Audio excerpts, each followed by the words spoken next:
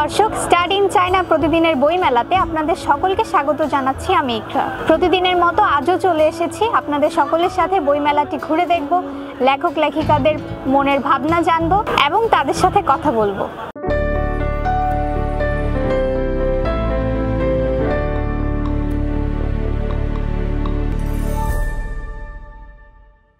আমাদের সকলের মনেই এমন একটি ধারণা আছে যে মোবাইল পেয়ে ছেলেমেয়েরা বই পড়া ভুলে গিয়েছে, কিন্তু বইমেলায় এসে কিন্তু চিত্রটা সম্পূর্ণ ভিন্ন দেখাচ্ছে।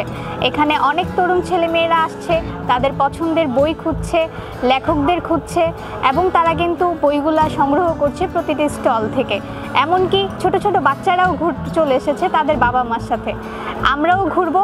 আমি আশা করছি অনুষ্ঠানের শেষ পর্যন্ত আপনারা সকলেই থাকবেন। 100% স্কলারশিপে চীনে উচ্চশিক্ষা। বিস্তারিত জানতে এখনই কল করুন 01781876187।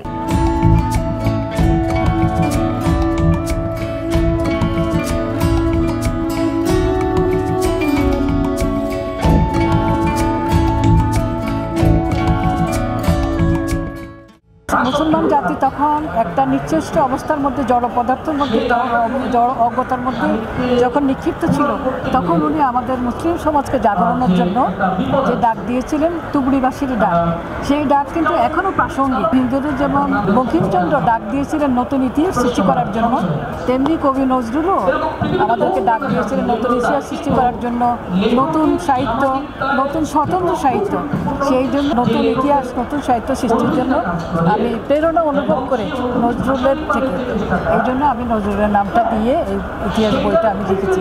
আশা করি যে আপনারা এই বইয়ে পড়বেন এবং আমাকে উৎসাহ দেবেন।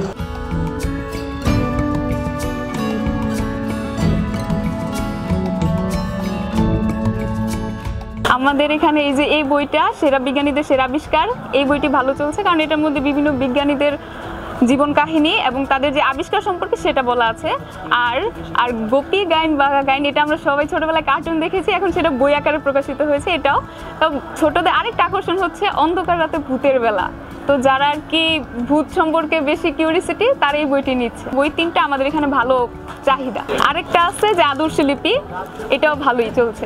একদম সোনামণিদের আদর্শ লিপি, একদম ছোট বাচ্চা যারা, তাদের জন্য তাদের বাবা মা এটা চয়েস করছে। 100% স্কলারশিপে চীনে উচ্চশিক্ষা। বিস্তারিত জানতে এখনই কল করুন 01781876187। এবারে মেলা প্রতিবারের থেকে একটু মনে হচ্ছে যে একটু ব্যতিক্রম, কিন্তু ভালোই হচ্ছে। মেলা যারা আসছে তারও ভালো সাড়া দিচ্ছে, যদিও এখনো মেলা ওরকম ভাবে পরিপূর্ণভাবে শুরু হয়নি। আমি এবার স্টলে ফার্স্ট, এমনি মেলা ঘুরতে আসা হয়েছে আর কি। মেলায় বিভিন্ন মানুষ আসতেছে, সবার সাথে কথা বলতেছি, এই ব্যাপারটাও খুব ভালো লাগছে।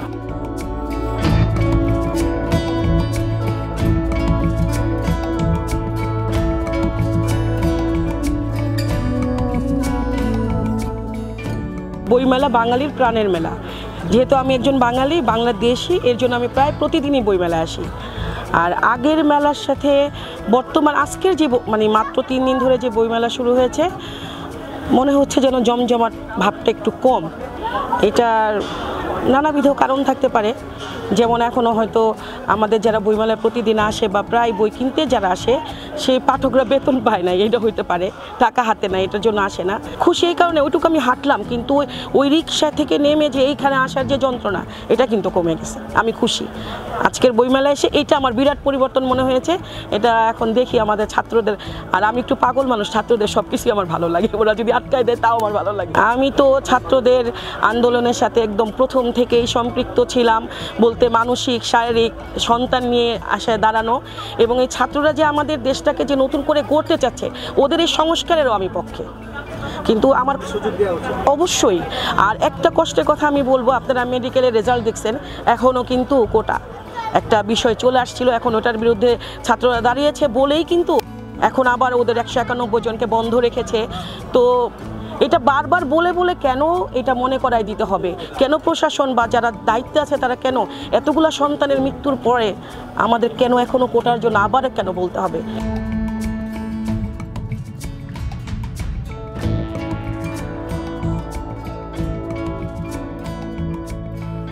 প্রিয় দর্শক, দেখতে দেখতে আমরা অনুষ্ঠানের শেষ পর্যায়ে চলে এসেছি।